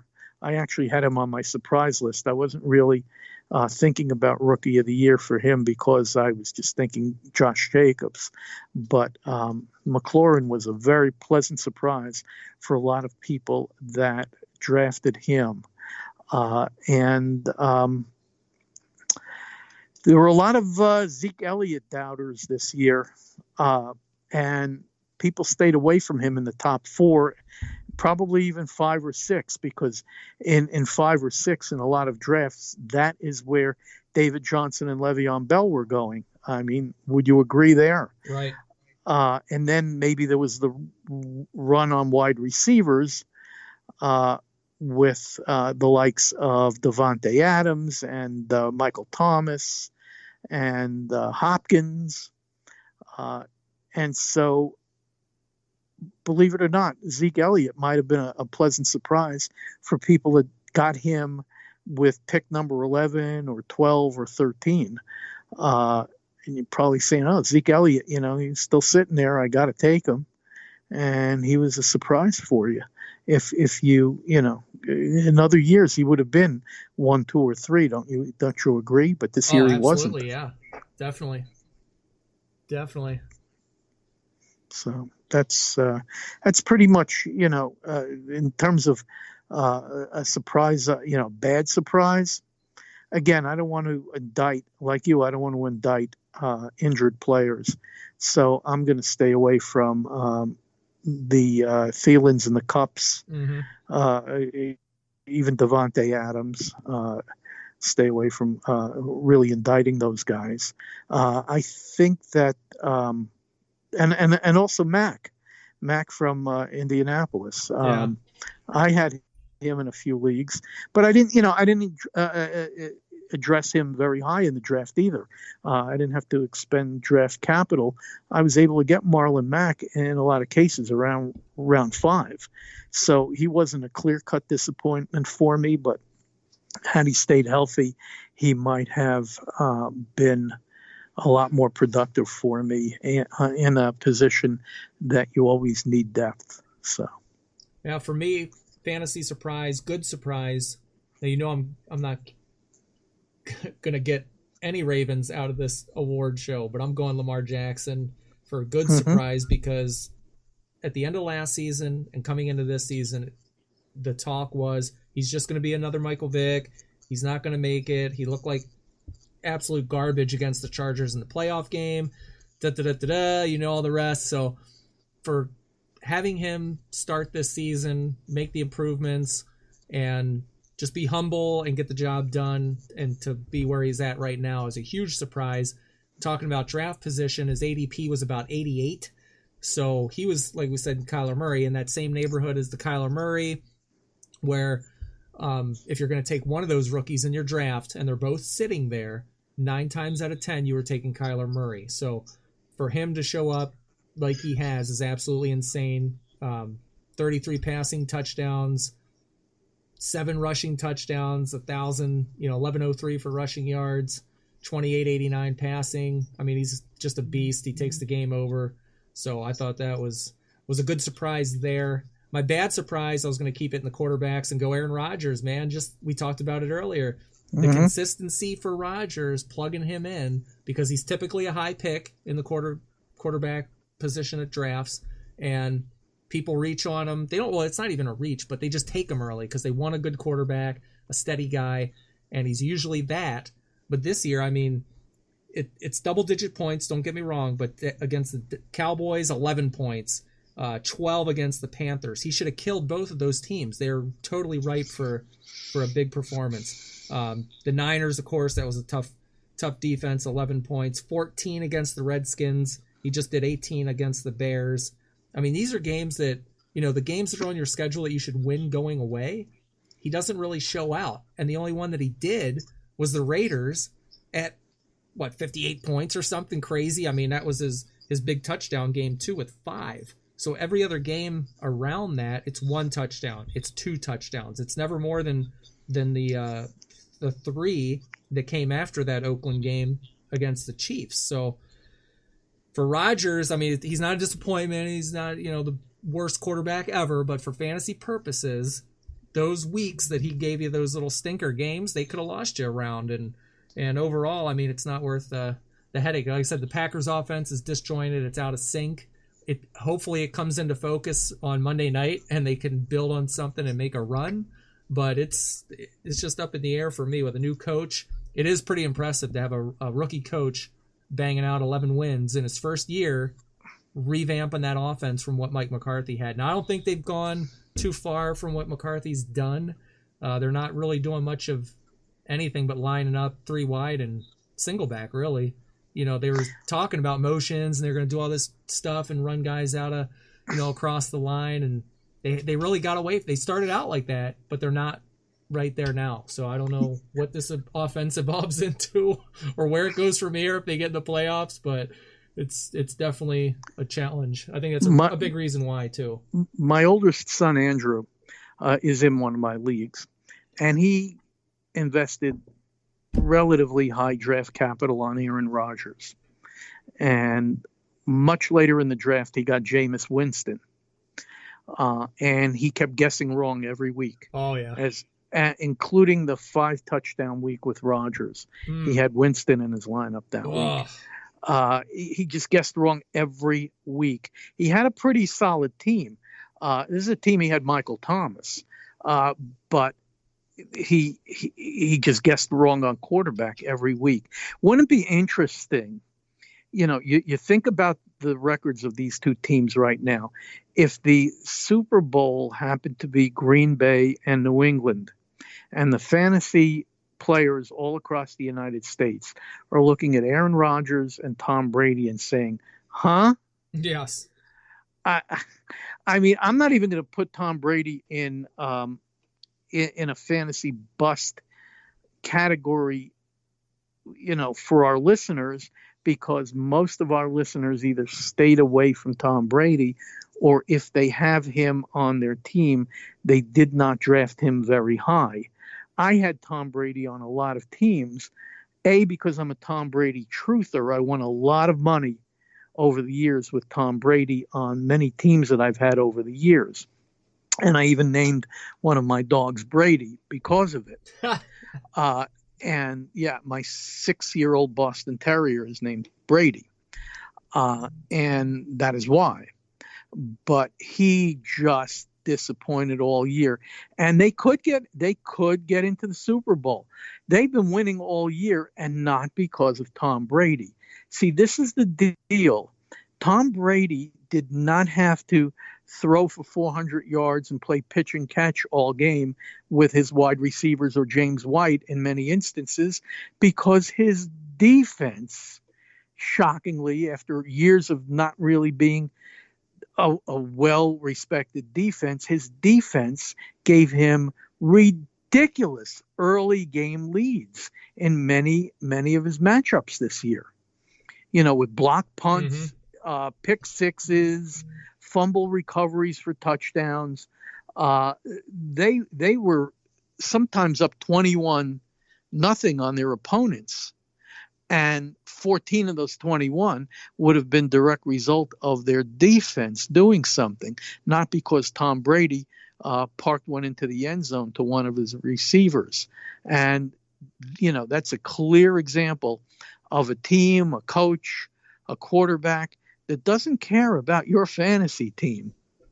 Right. They just want to win. And that's what they do. Now, I know they had a couple of hiccups this year against a couple of darlings of the NFL, against Buffalo and against Baltimore. And everybody's saying, well, in the American Conference, Buffalo and Baltimore, you're going to see those guys in the AFC Championship game. But, don't count out New England or Kansas City. when the dust clears, because those are the teams that know how to win, and have shown that they know how to win. But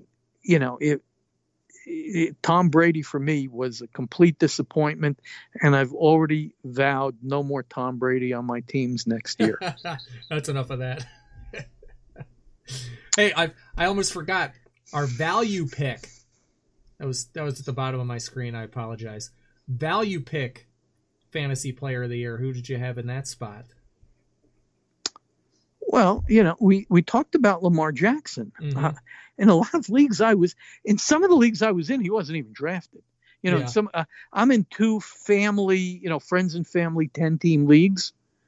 And they're 10-team leagues because it's just, we've had 10 owners for a couple of years now, and we've never needed more or anybody dropped out. In both of those leagues, Lamar Jackson wasn't even drafted. So you got some value out of that guy. Mm-hmm. There's no question you got value out of him. You probably also got value out of Allen Robinson. Allen Robinson probably was overlooked in a lot of drafts until the middle rounds, because there were more sexy names that were out there this year, like Thielen, as an example, like Amari Cooper, and the like. All of the Rams wide receivers, the Minnesota wide receivers, OBJ, Hopkins. Allen Robinson probably was an afterthought on a lot of teams. And if you were able to get Allen Robinson, say, in the 6th round this year, you got some value out of him. Yeah. I was going to go Austin Eckler for value pick because looking at his ADP, he was about 55, and that puts him smack dab in the middle of like Miles Sanders. You had his hype coming into draft time. Darius Geis was going to be healthy this year for the Redskins at draft time. James White, Devin Singletary, Melvin Gordon, Marlon Mack, Mark Ingram. So, I mean, you look at that big group of guys, and then you look at Eckler. We knew Gordon was going to be suspended, so if, obviously you want to grab him for those short games, not thinking, okay, what's he going to do after Gordon comes back, right? But 500 rush yards, 3 touchdowns, 78 receptions, 892 yards, 8 TDs. I mean, he's got a great, 20 fantasy point average. He's consistent, and he was a guy that you could flex pretty much any week that you wanted. And if you needed a spot as like an RB2, RB3, I mean, that was a great floor to sit at for fantasy purposes. And I think, like I said, for being where he would be in that draft and looking at the names around him to grab him, that's a great pickup. Definitely value. And if you traded him, if you were a guy that had him and say, Gordon comes back, you trade him at peak, right? You should have got a nice haul in return, or maybe a 1 or 2 low end 2 receiver, maybe whatever. Hopefully you made out in a good trade for him, because I know a lot of people were doing that. Actually, I did. Did you? The one league I drafted Eckler. Again, it was a 10-team league. It was a family league with my son-in-law, his father. That's my granddaughter's other grandfather, and some cousins. 10-team league. I drafted Eckler, and actually I drafted Eckler probably around the 7th round. Yeah. Even later than the 55 ADP. My son-in-law had Gordon, and he didn't even, I tried to trade him Eckler a couple of times. He didn't want to make the trade with me. Finally, with another owner who was hurting for running back, I offered him either Eckler or Singletary, whom I also had on that team. And I turned Eckler into Mike Evans. Nice. And that was a team. Everybody thought I was going to run away with that league. I was a clear 100 points more than the next highest point scorer.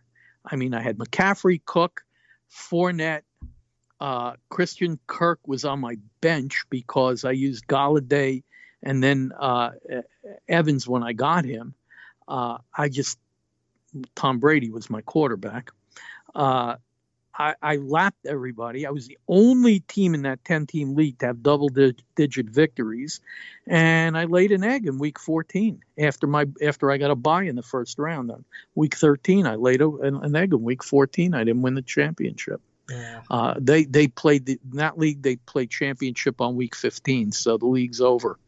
And I laid an egg, and so there was nothing I can do about it. Yeah. I did exactly what you just said. I turned him into Mike Evans, Eckler. So there was absolutely a very good value pick there. Absolutely, that's good. Yeah, that's pretty much how it went, I thought, for Eckler. So for me, I'd slot him into a great value for this season as a whole, overall, without a doubt. Yeah, and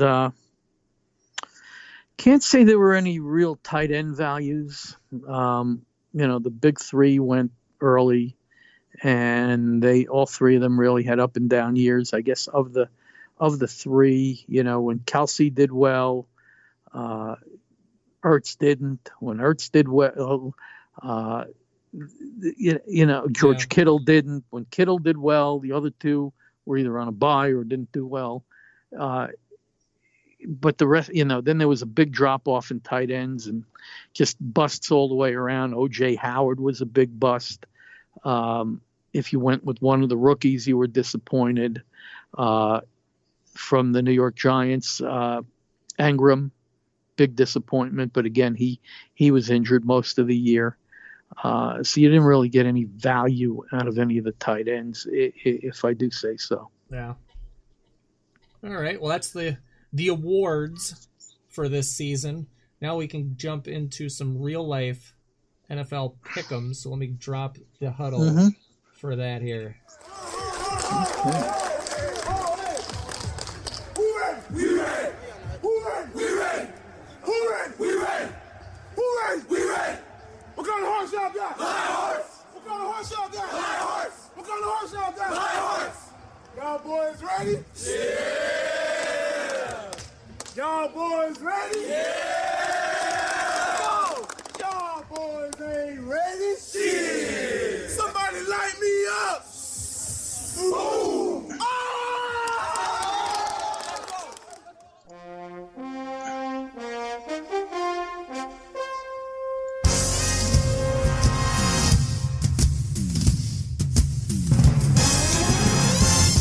NFL Pick'ems. We are looking at a lot of good matchups this weekend, I think. I agree with that. It's getting down to the wire. The playoffs are pretty much set, but I mean, some of these teams, NFC East, Cowboys, Eagles, I mean, there's a few, and just looking at seeding and who's going to go on the road. So it's a season where I think there's a lot to play for across the board for some of these teams. So that always makes it interesting, and you're going to get 100% out of these guys. So absolutely. So we're going to pick the games, point spreads. This is getting logged in here. So let's draw up Houston Texans, Tampa Bay Bucks. In Tampa. Tampa is plus 3.5. Depleted at receiver, man. That's the only reason. I think I got to go Houston here. Yeah, I'm going Houston. I think that they're going to really come up big. Yeah, Watson could have a big day, I think. And if this is shootout material type game, oh boy, that's going to be a good one. That is going to be a really good one. Next up, Bills, Patriots, little brother. Who wants that AFC East, right? Bills, can they beat up on the Patriots here? Are the Patriots going to keep them in check? I mean, we know how that division usually plays out. The Bills have a defense this time around. I don't think they're afraid of the Patriots. Patriots are favored by 6.5. It's really tough for me to call straight up, but either way, I think the Bills, they're walking in there after beating the Steelers with a lot of swagger. I don't think the Patriots, if they do win, beat them by 6.5. I think this is more of a 3-point difference game, something close, maybe down to the last minute. Play on defense, something like that. So I'd go Buffalo there. Yeah, Buffalo covers, Patriots win. Yes, yeah, I can see that. Next up, the Rams and the Niners in San Francisco. Niners are favored 6.5. I would take the Niners with that. Niners for me. Carolina Panthers at Indianapolis Colts. Colts are favored by 6.5. Carolina, could it be Will Grier at quarterback? Who? Could it be Kyle Allen? Could it be, I don't know any of these guys. I know. I like the Colts here. I think Brissett can bounce back. Like I said, this is a bad Carolina defense, and Brissett is not that bad. It's like I said, the Saints' performance is what it is, but I like the Colts this week. Yeah. I take them there. Excuse me. Despite the fact that the Panthers have the fantasy darling and MVP Christian McCaffrey, they've only won 5 times this year. All right. Colts are going to win at home. I will take the Colts. Next up, Giants and Redskins, another NFC East battle. And the Redskins are favored by 2.5. This is in Washington. And got hot Eli Manning, Barkley. They've got the players. Slayton, Tate, across the board. It's just a more complete offense, in my opinion. They are the Giants. I'm not saying they're the world beaters, but in this instance, I'm going to go New York. Yeah, I agree with that. These teams are both 3-11. But Haskins is starting to get a little swagger himself. He's getting there. But the Giants should cover. They should win. And I don't even think, even though it's at Washington, I don't think this game's going to be close. I would agree. I think Eli can go out with a bang here to end the season or possibly his career here. So we'll go New Orleans Saints at the Tennessee Titans. Titans are fighting and scratching for a playoff spot here. The Titans are plus 3.5. Taking the Saints all day. I mean, who's hotter than Drew Brees right now, right? Yeah, this is going to be a Saints game all the way. Tennessee could surprise you when they're home. They have done it in the past, but they're just running into the wrong team at this juncture of the season, and the Saints are going to roll all over them. Yeah. You are looking live. Go to Baltimore. Ravens. Or I'm sorry, this is Ravens at Browns. Why did I think that was the other way around? Ravens at Browns. Browns are plus 10.5. 10.5. We got some big numbers this year. I don't like college football style spreads in the NFL at all. And there's been a lot this year, it seems like. But I'm going to go the Ravens here. I mean, they got to put the hammer in Cleveland this week. It's early in the week, but this is one of those games where even I think the Ravens. If this was in Baltimore, I'd say the Ravens would win by like 4 touchdowns. In Cleveland, are they playing for Freddie Kitchens' job here? See, that's the thing. It's like, the Ravens lost against them earlier in Baltimore, so you've got that kind of pride, revenge factor going on there. But Cleveland, for whatever reason, my gut just tells me this is the one where they do not show up. Maybe they show up and they play them hard. They typically do at the end of the seasons, and they get some close games going. But with the Ravens, they're just they just come out so hot. You can't stop it. It's almost the opposite of when they won the Super Bowl in 2000 on defense. They were so fast. They had the outside coverage. It didn't matter. Just hold them to 13 points and they win every single game. You can't move the ball on them. And now it's offensively. It's like they just go down and score. You can't stop Jackson. He's going to get outside. He's dialing in his deep ball a lot more the past few weeks too. So it feels to me like this is a game that could just get away quick from Cleveland because they're reeling. Yeah, I'm with you. Ravens in this matchup. Yeah, we'll see how that one turns out. Pittsburgh Steelers at New York Jets. You are looking live. Shit show. The Duck Hodges offense. Jets plus 2.5. I know Pittsburgh's getting a lot of the attention there after that 4 interception performance by Duck Hodges. And the Jets, I mean, look at the Jets. They got to play a similar style team defensively, I mean, you know, from the Ravens to the Steelers now. Both are physical, both play the same style of D. Boy, Sam Darnold. I think I'm going to lean Pittsburgh here. I like the Jets. Do you? Yep. Put it on the board. I like the Jets. Put it on the board. So we're going to have to disagree on that one. Okay. We'll see how that turns out. Yeah, Darnold, for me, I just think he's going to get pressured like no tomorrow. Minka Fitzpatrick, Steelers safety, he's been lights out. Turnovers, I mean, I think they can show. It just depends on the offense. Can the offense, you know, keep drives in check and not turn the ball over? We'll see how that plays out. Bengals at Dolphins. Dolphins are favored by 1.5. I'll take the Dolphins there. Oh yeah, please. If the Dolphins, yeah, I know that Mixon's been hot, but the Bengals are just an absolute dumpster fire. Disaster. The Dolphins were at the beginning of the season, but once they settled on Fitzpatrick, somehow, he will. I think he has another good game in him, and this is it. There you go. Yeah, and, he's and if good. I was playing in the championship game in that one league, I would have substituted. I picked Fitzpatrick up way back in week 12, just for this week, if I was in the championship game. Yeah, good pick. But alas, I'm not in it. Yes, I'm going Dolphins.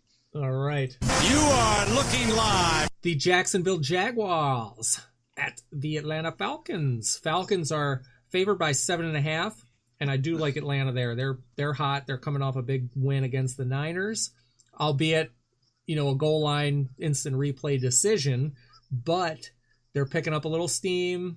The offense is looking like the Falcons offense that we know and love with Julio Jones and involved in the Jags. They're not the same defense anymore. So I'm going to go Atlanta there for sure, especially at home. Yeah, in the Dome. Yeah, I like Atlanta here. I do. Yeah, I don't see why they can't get it done this week. And you're higher on Minshew than I am. Yeah, I do like him just for fantasy purposes this week. I think he can get it done. We will see. Shark is I'd like to see him in the lineup, but we'll just out of the walking boot. It's hard to say if he's going to be ready. He's planting and cutting and making moves per coach, so we'll see how that plays out.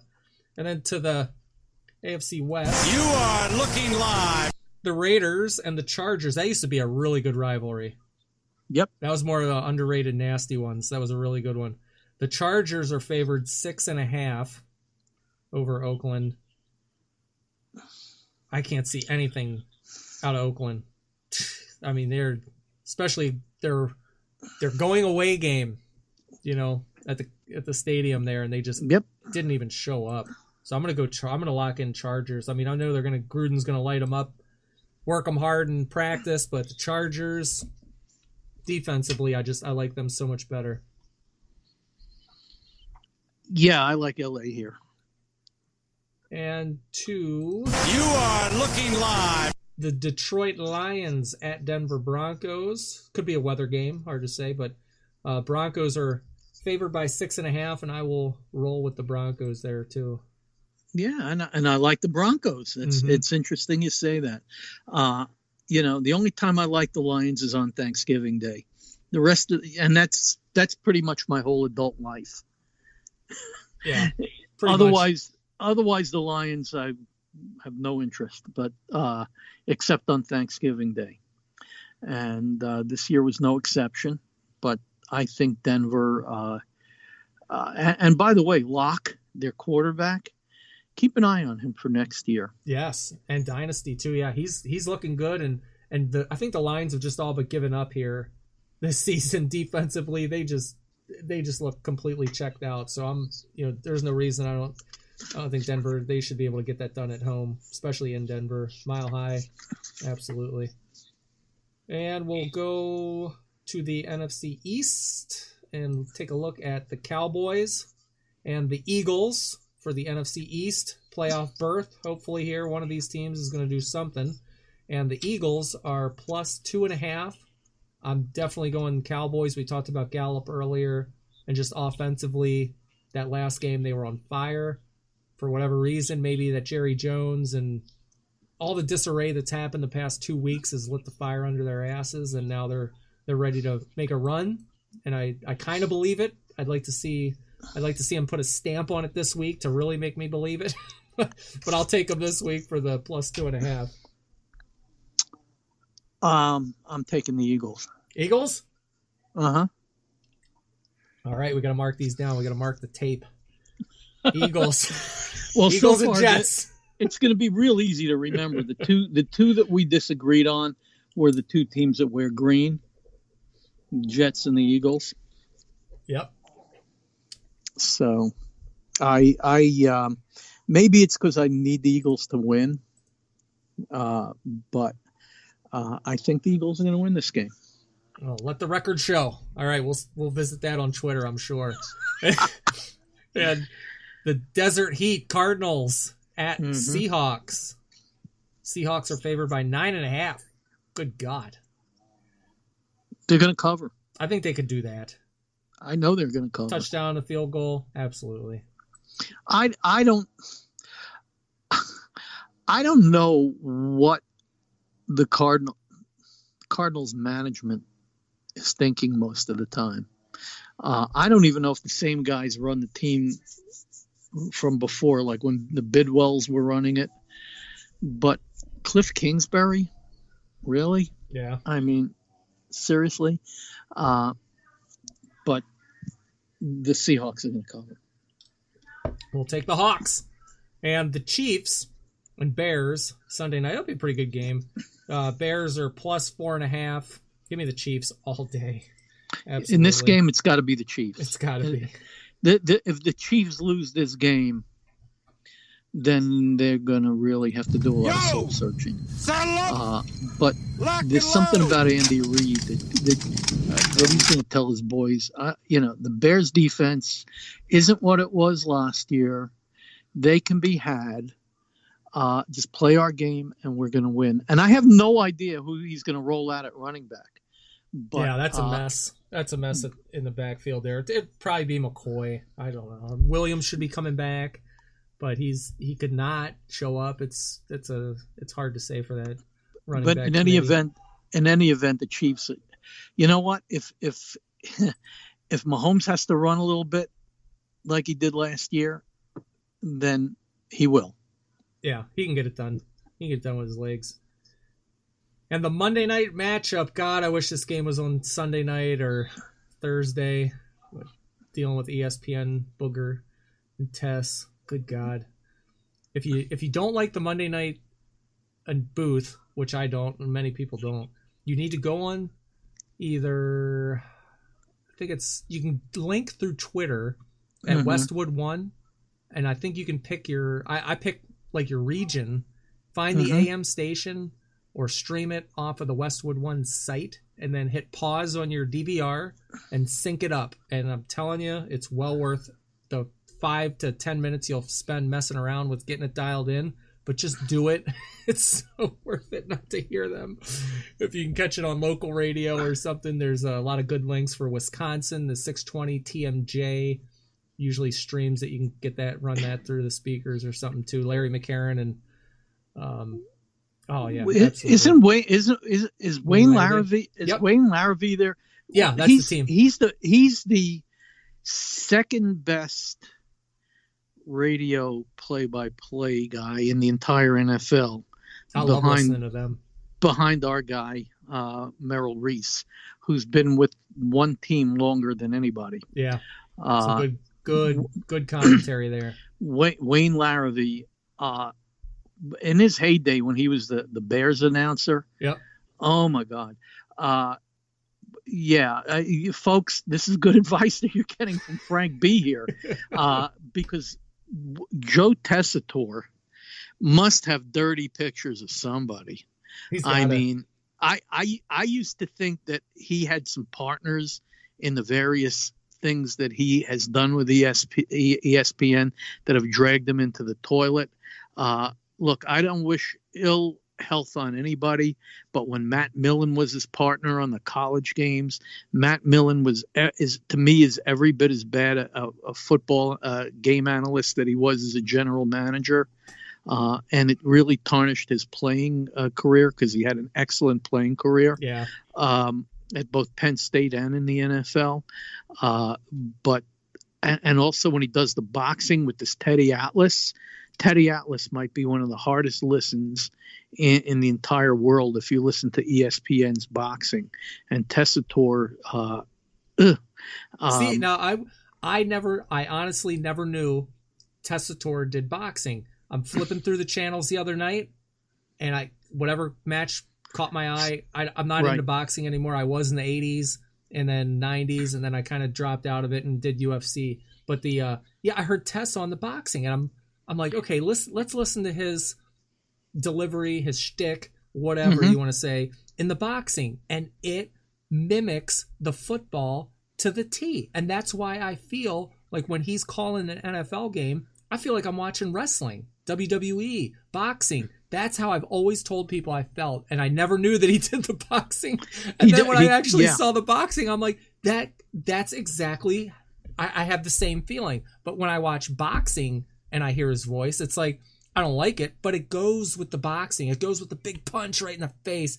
You know, Tessitore gets all jacked up on a first down catch in the middle of the first quarter for 5 yards, like it was the last, walk-off shot in the Super Bowl. It's crazy, man. Or top rope elbow off the cage, and it's only like a basic play that's getting him down the field. Like he can't dial it back. He doesn't know when to go off. He doesn't know when to let the moment stay. It's just he's a mess, man.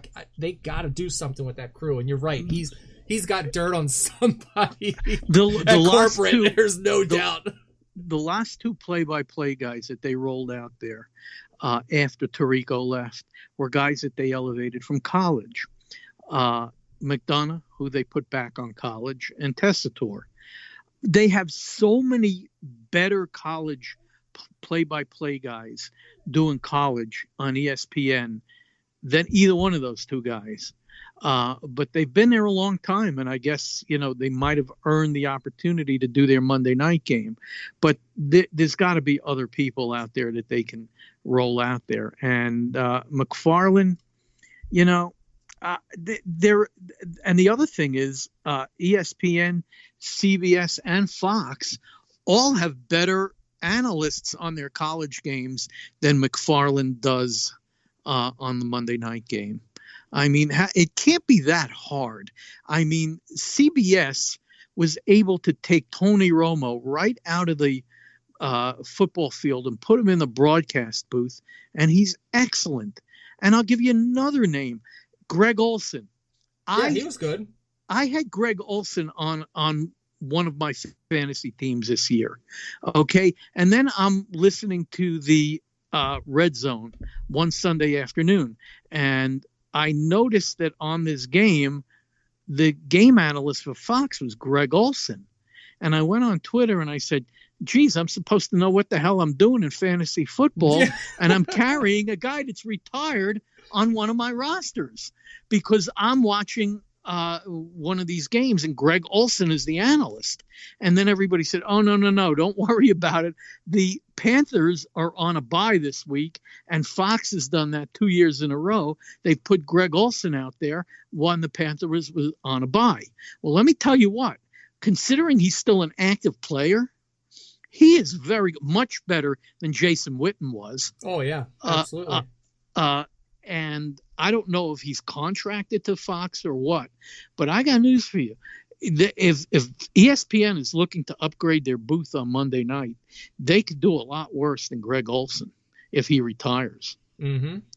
That's for sure. But I mean, you and I could spend a whole nother episode in the off season talking about football announcers. Oh yeah, I love the reporters, the broadcasters, all that stuff. I don't know why I'm a nerd on that stuff, but yeah, Vikings, Packers in the dome at the Ship, and the Vikings are favored by 4.5. What did you think of that spread? I know it's early yet, but it's because they're home. Because they're home. Even with Cousins' Monday night record, good. It seems too much for me. I'd expect a 3, and that's it, or something, or a lot closer than that. But I got to go Green Bay on this one. I know Dalvin Cook, if he's playing, or any of the run game, they're going to get run on. Packers look good against Montgomery and the Bears, but they kind of let that run into Trubisky's hands, trying to get him to win that game last week once they got out to the lead. I think it's kind of a similar game script, but Minnesota's tough. Playing in Minnesota's tough at that stadium, no doubt, US Bank Stadium. So I think Cousins is his typical self on Monday night, but they're going to have to focus efforts around the run game to keep Aaron Rodgers off the field. Hopefully Green Bay comes out firing and in sync, in rhythm, and if they are, I think that game could go up quick. If not, if they're 3 and out, they don't get down on the. Green Bay's been a team that scores a lot. Their opening drive, I think they were like top 5 or something, they said. So if they can get out to a lead, put some points on the board, take the crowd out of it, they got a much better chance. But Vikings always play them tough, and it's probably the rivalry for the North for the Packers. I mean, Bears, Packers, yes, of course, it's a big rivalry, but the Vikings is the nastier of the two. So this will be a good game. I'm going to go the Green Bay Packers for the legal limit. Don't sleep on Green Bay's linebackers. They have some good linebackers now. Yeah. And with the Vikings running game a little bit in disarray, with Thielen kind of being banged up most of the year, with Diggs, who to me is a stud wide receiver, but he's been woefully inconsistent. I mean, we didn't even bring his name up earlier. I like Green Bay on the road to win and to cover the whole 9 yards. All right. Well, there you go. That's the slate of games right there. So we disagreed on 2 teams in green. I got the Jets. How about that? I got the Jets. You got Pittsburgh. I got the Eagles. You got Dallas. Otherwise, across the board, we're in agreement. Teams like Denver, Seattle, Green Bay. I think Kansas City. I think we're in accord in most of the slate this weekend. All righty. Well, that'll wrap up the Week 16 podcast. And as always, thank you very much for listening, supporting the show. Drop a comment, share the episode, hit us up on Twitter if there's anything you want to hear on the show, and that's at Mitch Zimmer 2020 and at Fantasy Wire HQ. Talk about the games this week. Good luck to everyone this week in the championship game. I appreciate you listening to the episode and for all of your support. And when the players go sideways or opposite, hashtag it because fantasy. Put a GIF on there. Have a good laugh. It's all for good fun. But my God, win the trophy. Get that money. Win this week. Get it done. That's right. Because if you're not first, you're last. That's right. So thanks for tuning in this season. We appreciate you. And we will see you next time.